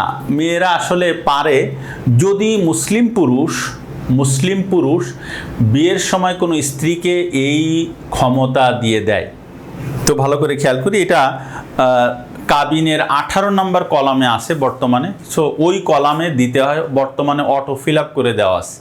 তো বিষয়টা ঠিক না, অটো ফিল আপ করে দেওয়াটা বিষয়টা ঠিক না। খুব ভালো করে খেয়াল করি আমরা। তো একটা বিষয় আমার মনের মধ্যে সবসময় ডাউট লাগতো যে পুরুষরা পারে কিন্তু মেয়েরা পারে না কেন, তাহলে কেমন এটা এখন আইনজীবী হিসেবে কাজ করতে গিয়ে দেখলাম যে কথাটা, এটা আল্লাহ তাআলা যে বিধান দিয়েছেন এটা ঠিক আছে। কেন ঠিক আছে? তার কারণ আমার কাছে যত ডিভোর্সের ম্যাটার আসে তার 60 থেকে 70% নিয়ে আসে মেয়েরা। ডিভোর্সের ম্যাটারগুলো মানে মেয়েরাই ডিভোর্স দিতে আসে। আমি বলছি না যে পুরুষরা দোয়া তুলসীর পাতা, আমাদেরও দোষ আছে, পুরুষদেরও দোষ থাকে। যাই হোক, আসলে বিয়ের আগে খোঁজ খবর করতে হয়, বিয়ের পরে কিন্তু এতই করতে হয় না। আর কিছু ছাড় দিতে হবে স্বামী স্ত্রী দুজনকেই। তাহলে বিবাহ বিচ্ছেদ মেয়েরা যদি করতে চায় তাহলে ক্ষমতা দেওয়া থাকলে তো মেয়েরা পারে, আর না থাকলে, যদি না থাকে, এখন থাকে আমি বলেই দিছি, তাহলে আদালতের মাধ্যমে, পারিবারিক আদালতে বিবাহ বিচ্ছেদ করা যায়। আমাদের দেশে হিন্দু আইনে ডিভোর্স নেই, আমরা এটা জানি, কিন্তু কোনো হিন্দু নারী যদি বিবাহ বিচ্ছেদ করতে চায় তাহলেও কিন্তু তাকে পারিবারিক আদালতের শরণাপন্ন হতে হবে। হিন্দু নারীদের পৃথক বাসস্থান একটা বিধান আছে। দেনমোহর নিয়ে আমাদের সমাজে প্রচুর ভুলভাল ধারণা আছে। দেনমোহর অনেক বাধে। চিটাংয়ের দিকে তো আমার জানা মতে কোটি টাকার কাবিন না দেনমোহরে, এটা ভালো জিনিস নয়। দেনমোহর অনেক বেশিও হবে না, অনেক কমও হবে না। ভালো করে খেয়াল করি, দেনমোহর অনেক বেশিও হবে না, অনেক কমও হবে না। দেনমোহর হবে স্বামীর ইনকাম, স্ত্রীর স্ট্যাটাস ইত্যাদি ইত্যাদি, এবং দেনমোহর অবশ্যই পরিশোধ করতে হবে। আরেকটা বিধান আছে, দেনমোহর কিন্তু শোধ করা হয় না, মাপ চেয়ে নেওয়া হয়। এটাও একটা ফলস আইডিয়া। দেনমোহর অবশ্যই পরিশোধ করতে হবে। এখানে যারা আমাকে শুনবে, এখন যে সকল ভাইরা, বিশেষ করে ছেলেরা, তাদেরকে আমি একটা কড়া নির্দেশনা দিই, বিশেষ করে মুসলিম ভাই যারা শুনবেন আমাকে এই কথাটা, সেটা হলো, কোনো পুরুষ লোক মারা গেলে জানাজা পড়ানোর আগে ইমাম সাহেব জিজ্ঞাসা করে যে যান একজনকে পাঠায় দেন, যে শুনে আসেন যে দেনমোহরের টাকা পরিশোধ করা ছিল কিনা। তো ভালো কথা। এবং গিয়ে তাহলে সেই লোক শোনেন না পরিশোধ করা ছিল না, তাহলে স্ত্রীকে শুনবেন যে মাফ করবেন কিনা। তো ওই মুহূর্তে কি কোনো মহিলা বলবেন তিনি মাফ করবেন না? এটা কি মাফ হলো? সো দেখেন, দেনমোহরের টাকা পরিশোধ না হলে জানাজা পড়েন না ইমাম সাহেব। সো এটা ঋণ, এই ঋণ থেকে কিন্তু কেউ মরবেন না। সো দেনমোহর তাই বাঁধবেন, কোটি টাকা আপনি বাঁধেন যদি আপনি পরিশোধ করতে পারেন, কোনো অসুবিধা নেই, ছেলেদের বলছি আর কি। তাহলে দেনমোহর হলো বেশি কমও হওয়া উচিত না, আবার একেবারে অনেক বেশিও হবে না, অনেক কমও হবে না। যাক, অনেক আইন আলোচনা করলাম। সরাসরি থাকলে আপনাদের অনেক প্রশ্ন থাকতো, আমি উত্তর দিতাম। আর যদি কখনো কোনো হয় নিঃসংকোচে আইনগত কোনো সমস্যা পরামর্শ, তাহলে আমার শরণাপন্ন হবেন, কোনো অসুবিধা নেই। এই সেবা আমার স্টুডেন্টদের জন্য সারা জীবন ফ্রি, কোনো পরামর্শ ফি লাগবে না। ওকে, এনিওয়ে, তাহলে আমরা দেখলাম বিবাহ বিচ্ছেদ করতে গেলে পারিবারিক আদালতে যেতে হয়। দেনমোহরের ক্ষেত্রে যদি দেনমোহর কেউ না দেয় তাহলে পারিবারিক আদালতে স্ত্রী চাইলে মামলা করতে পারে। বিবাহ বিচ্ছেদের সাথে দেনমোহরের কোনো সম্পর্ক নাই। স্ত্রী চাইলে বিবাহ বলবৎ থাকা অবস্থায় দেনমোহরের মামলা করতে পারে। আচ্ছা, আরেকটা ভুল ধারণা আছে আমাদের সমাজে যে মেয়েরা ডিভোর্স দিলে মনে হয় দেনমোহর দিতে হয় না। এটা একটা ফলস আইডিয়া। মেয়েদের ডিভোর্সের সাথে, আমি বললাম ডিভোর্সের সাথেই দেনমোহরের সম্পর্ক নেই। শিশুর অভিভাবকত্ব নিয়ে যদি কোনো প্রশ্ন ওঠে তাহলেও পারিবারিক আদালতে বিচার হবে। দাম্পত্য সম্পর্ক পুনরুদ্ধার, স্বামী বা স্ত্রী একজন তালাক দিয়েছেন, আরেকজন চান না সংসারটা ভেঙে যাক, তাহলে তিনি পারিবারিক আদালতে মামলা করতে পারেন তার দাম্পত্য সম্পর্ক ফিরে পাওয়ার জন্য, পুনরায় উদ্ধার করার জন্য। তাহলে এই বিষয়গুলো পারিবারিক আদালতের বিচার্য বিষয়। আচ্ছা, নারী ও শিশু নির্যাতন দমন আইন 2000 সালের আইন। নারী ও শিশু নির্যাতন দমন আইন, নারী ও শিশু নির্যাতন দমন আইন 2000 সালের আইন। কত সালের আইন? 2000 সালের আইন। নারী ও শিশু নির্যাতন দমন আইন 2000 সালের আইন। ওকে, বিশেষ ক্ষমতা আইন, বিশেষ ক্ষমতা আইন, এই আইনগুলো মনে রাখবেন, আইনগুলো আসে। বিশেষ ক্ষমতা আইন,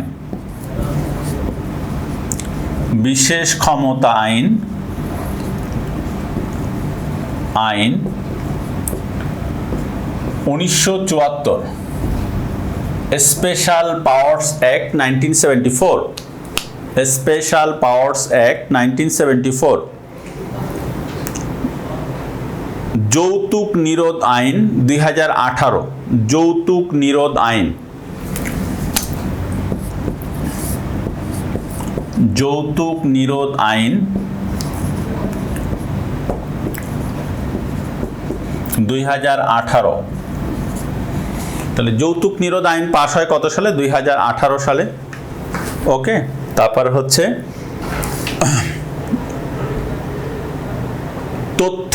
তথ্য প্রযুক্তি আইন 2006, তথ্য প্রযুক্তি আইন 2006, তথ্য প্রযুক্তি আইন 2006।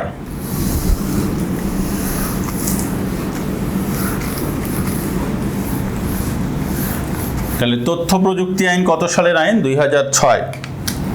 তথ্য প্রযুক্তি আইন 2006 বা তথ্য অধিকার আইন 2009। তথ্য অধিকার আইন, তথ্য প্রযুক্তি আইন তাহলে কত সালের? 2006। তথ্য অধিকার আইন, অধিকার আইন 2009। তাহলে তথ্য প্রযুক্তি আইন 2006, তথ্য অধিকার আইন 2009, খেয়াল থাকে যেন।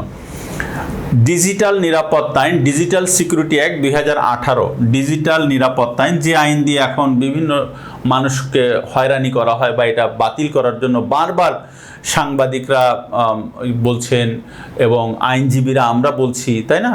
এই যে গত 2-3 দিন আগে আমাদের সাতক্ষীরা বারের 7 বার নির্বাচিত সাধারণ সম্পাদক এবং সভাপতিকে এই ডিজিটাল সিকিউরিটি অ্যাক্ট নামে এক আইনে গ্রেপ্তার করা হয়েছে। ইটস খুব পেইনফুল। এটা it's, I think it's black law. এরকম আইন আমাদের দেশে থাকা উচিত না। তাহলে তথ্য অধিকার আইন কত সালের আইন? তথ্য ডিজিটাল নিরাপত্তা আইন, ডিজিটাল নিরাপত্তা আইন 2018 ডিজিটাল সিকিউরিটি অ্যাক্ট যেটা, তাহলে সড়ক পরিবহন আইন 2018, সড়ক পরিবহন আইন 2018,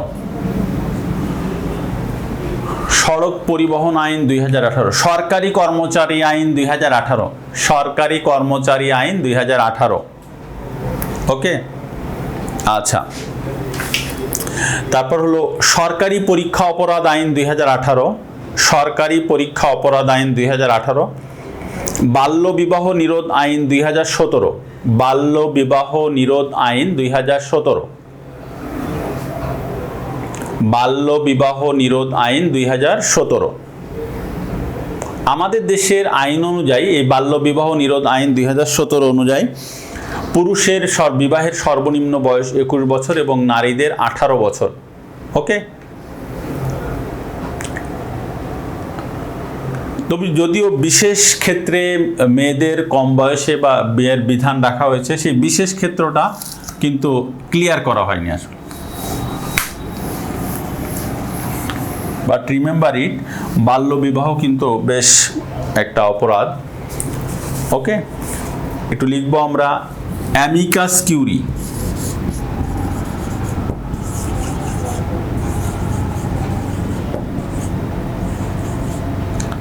AMICUSCURI, অ্যামিকাস কিউরি অর্থ আদালতের বন্ধু, অ্যামিকাস কিউরি অর্থ আদালতের বন্ধু, ফ্রেন্ড অফ কোর্ট।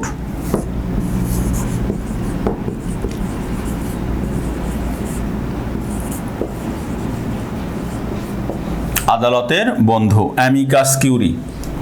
বাংলাদেশের প্রথম সলিসিটার, বাংলাদেশের প্রথম সলিসিটার, মহিলা solicitor jasmine Ara Begum,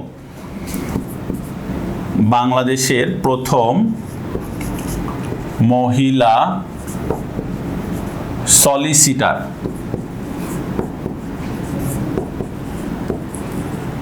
jasmine Ara Begum, jasmine Ara Begum. তাহলে বাংলাদেশের প্রথম মহিলা সলিসিটারকে জেসমিন আরা বেগম, খেয়াল থাকে যেন, বাংলাদেশের প্রথম মহিলা সলিসিটার জেসমিন আরা বেগম। বিচার বিভাগের ভালো করে আমরা খেয়াল করি, প্রধান বিচারপতিকে নিয়োগ দেন রাষ্ট্রপতি স্বাধীনভাবে, অন্যান্য বিচারপতিদেরকেও নিয়োগ দেন রাষ্ট্রপতি, তবে প্রধান বিচারপতির সাথে পরামর্শ করে। তাহলে প্রধান বিচারপতিকে নিয়োগ দেন রাষ্ট্রপতি স্বাধীনভাবে, অন্যান্য বিচারপতিদেরকেও নিয়োগ দেন রাষ্ট্রপতি, তবে প্রধান বিচারপতির সাথে পরামর্শ করে।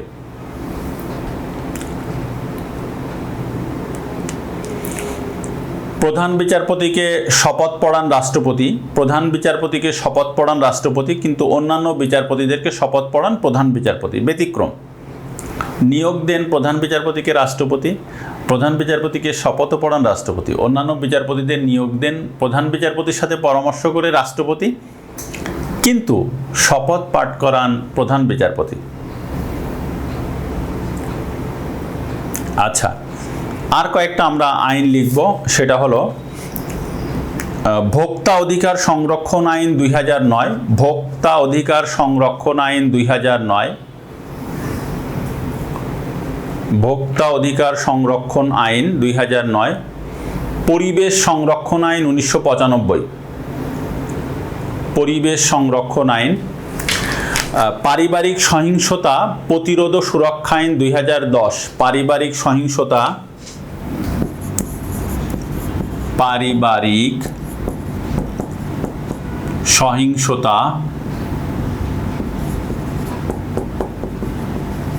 প্রতিরোধ ও সুরক্ষা আইন 2010। তাহলে পারিবারিক সহিংসতা প্রতিরোধ ও সুরক্ষা আইন 2010, ভালো করে খেয়াল করি। এই আইনে ছেলেরা চাইলে মেয়েদের বিরুদ্ধে মামলা করতে পারে। ওকে, পারিবারিক সহিংসতা প্রতিরোধ ও সুরক্ষা আইন 2010। আচ্ছা, এরপরে হলো মুসলিম পারিবারিক আইন, মুসলিম পারিবারিক আইন অধ্যাদেশ 1961, মুসলিম পারিবারিক আইন অধ্যাদেশ, মুসলিম পারিবারিক আইন অধ্যাদেশ 1961। তাহলে মুসলিম পারিবারিক আইন অধ্যাদেশ 1961। শিশু আইন 2013, শিশু আইন 2013, পর্নোগ্রাফি নিয়ন্ত্রণ আইন 2012। তাহলে শিশু আইন 2013 আর পর্নোগ্রাফি নিয়ন্ত্রণ আইন 2012। ওকে, আচ্ছা, তো খেয়াল থাকে যেন এগুলা হলো গুরুত্বপূর্ণ আইন, এই আইনগুলা পরীক্ষা আসে। আর আরেকটা জিনিস হলো মুসলিম বিবাহ তালাক রেজিস্ট্রিকরণ বিধিমালা 2009, মুসলিম বিবাহ তালাক রেজিস্ট্রিকরণ বিধিমালা 2009, অর্থাৎ বিয়ের সময় সঙ্গে সঙ্গে কিন্তু রেজিস্ট্রি করতে হবে বিয়ে, যদি না করা হয় তাহলে এটা একটা অপরাধ, এবং এই অপরাধে ছেলে অপরাধী, অর্থাৎ বিবাহ রেজিস্ট্রি করার দায়িত্ব কর্তব্য আমরা যাই বলি পুরুষের, মহিলাদের নয়। আর তাহলে মুসলিম বিবাহ তালাক রেজিস্ট্রিকরণ বিধিমালা 2009, হিন্দু বিবাহ নিবন্ধন আইন, অর্থাৎ এখন কিন্তু হিন্দুদের বিবাহ নিবন্ধন করতে হবে, এটা 2012, হিন্দু বিবাহ নিবন্ধন আইন 2012। ওকে, তো মোটামুটি এগুলো দেখতে আরও অনেক আইন আছে। পিতামাতার ভরণ পোষণ আইন আছে, পিতামাতাকে যদি আমরা ভরণ পোষণ না দিই তাহলে কিন্তু এটা একটা অপরাধ। ওকে, শুধু তাই না, পিতার অবর্তমানে পিতার পিতামাতা, মাতার অবর্তমানে মাতার পিতামাতাকেও ভরণ পোষণ দিতে আমরা বাধ্য। তো আজকের আলোচনা এই পর্যন্ত। আমরা একটু দেখি কি কি আলোচনা করলাম। তা রাষ্ট্রের কাঠামো 3 ভাগে বিভক্ত। তাহলে লেজিসলেটিভ আইনসভা, এটা 5ম ভাগে আসে 65 থেকে 93। আমরা দেখলাম আইনসভার প্রধান স্পিকার, প্রথম স্পিকার কে ছিলেন, বর্তমান স্পিকার, প্রথম ডেপুটি স্পিকার, প্রথম সংসদ নেতা, তাই না, প্রথম নির্বাচন, তারপর পার্লামেন্টের গঠন, সব প্রথম পার্লামেন্টে কোন বিদেশি রাষ্ট্রপ্রধান ভাষণ দিয়েছিলেন, 1 নম্বর আসন, 300 নম্বর আসন, তাই না। আচ্ছা, এগুলো আমরা সব দেখলাম বিস্তারিত। তারপর দেখলাম আমরা এক্সিকিউটিভ অর্থাৎ নির্বাহী বিভাগ, নির্বাহী বিভাগের প্রধান 2 জন, রাষ্ট্রপতি এবং প্রধানমন্ত্রী। তারপর আমরা দেখলাম রাষ্ট্রপতির সরকারি বাসভবনকে বলা হয় বঙ্গভবন, আর প্রধানমন্ত্রীর সরকারি বাসভবনকে বলা হয় গণভবন, এবং পদাধিকার বলে কে কোন সংস্থার প্রধান, এগুলো আমরা দেখলাম। তারপর আমরা দেখলাম মন্ত্রণালয়ের নির্বাহী প্রধানমন্ত্রী, প্রশাসনিক প্রধান সচিব। তারপরে বাংলাদেশের প্রথম মহিলা মন্ত্রী ছিলেন নূরজাহান মুর্শিদ, আমরা দেখলাম। মন্ত্রণালয়ের নিয়মিত বৈঠক হয় সোমবার, এটাও আমরা পেলাম। আর দ্রব্যমূল্য নিয়ন্ত্রণের দায়িত্ব বাণিজ্য মন্ত্রণালয়ের। তারপরে হলো সংস্থাপন মন্ত্রণালয়ের বর্তমান নাম জনপ্রশাসন মন্ত্রণালয়। মন্ত্রীদের নিয়োগ দেন রাষ্ট্রপতি, তারপর মন্ত্রীদের শপথ পড়ান রাষ্ট্রপতি, আর সংসদ সদস্যদের শপথ পড়ান স্পিকার। তারপরে আমরা দেখলাম বিচার বিভাগ, বিচার বিভাগের প্রধান বিচারপতি, বর্তমান প্রধান বিচারপতির নাম হচ্ছে সৈয়দ মাহমুদ হোসেন, 22তম, আর প্রথম প্রধান বিচারপতি ছিলেন ASM সায়েম। বিচার বিভাগের কাজ। আর আমাদের সংবিধানের অভিভাবক এবং ব্যাখ্যাকারক বলা হয় সুপ্রিম কোর্টকে, সংবিধানের অভিভাবক এবং ব্যাখ্যাকারক বলা হয় সুপ্রিম কোর্টকে, সংবিধানের অভিভাবক এবং ব্যাখ্যাকারক বলা হয় সুপ্রিম কোর্টকে। ওকে, তাহলে আমাদের সংবিধানের অভিভাবক এবং ব্যাখ্যাকারককে সুপ্রিম কোর্ট। তারপর আমরা দেখলাম যে পারিবারিক আইন, বিভিন্ন গুরুত্বপূর্ণ আইন দেখলাম আমরা। এই আইনগুলো আমাদের পরীক্ষায় আসবে, যেমন যৌতুক নিরোধ আইন 2018, তারপরে নারী ও শিশু নির্যাতন দমন আইন 2000, বিশেষ ক্ষমতা আইন 1974। এই আইনগুলো অনেকবার পরীক্ষায় আসছে, আবারও আসবে, এগুলো আমি দেখিয়ে দিলাম। সরকারি পরীক্ষা অপরাধ আইন 1980, অর্থাৎ একজনের পরীক্ষা আরেকজন দিয়ে দেয়, এগুলোও কিন্তু অপরাধ। তারপর আমরা দেখলাম প্রধান বিচারপতিকে নিয়োগ দেন রাষ্ট্রপতি, তাহলে আর অন্যান্য বিচারপতিদেরকেও রাষ্ট্রপতি প্রধান বিচারপতির সাথে পরামর্শ করে নিয়োগ দেন। প্রধান বিচারপতিকে শপথ পড়ান রাষ্ট্রপতি, অন্যান্য বিচারপতিদেরকে শপথ পড়ান প্রধান বিচারপতি। আর প্রশ্ন হলো রাষ্ট্রপতিকে কে শপথ পড়ায়? রাষ্ট্রপতিকে শপথ পড়ায় স্পিকার, রাষ্ট্রপতিকে শপথ পড়ান স্পিকার। আর রাষ্ট্রপতি পার্লামেন্ট কর্তৃক নিয়োগ, অর্থাৎ নির্বাচিত, নিয়োগ না, নির্বাচিত, পার্লামেন্ট কর্তৃক তাহলে এই ছিল আমাদের সরকার ব্যবস্থা। এইটা নিয়ে আমরা আরও একটা ক্লাস আছে আমাদের, সেটা আমাদের ইয়েতে দেওয়া আছে, অর্থাৎ সরকার ব্যবস্থা পার্ট 2 আমরা বলতে পারি, সেটা পরের লেকচারে আমরা আলোচনা করব। তো এই ছিল আজকের আলোচনা। সবাইকে অনেক অনেক ধন্যবাদ ও কৃতজ্ঞতা জানাইয়া বিদ্যাবাড়ির পক্ষ থেকে আমি অ্যাডভোকেট খালিদ হোসেন আবারও বিদায় নিচ্ছি আজকের মতো। আল্লাহ হাফেজ, আসসালামু আলাইকুম।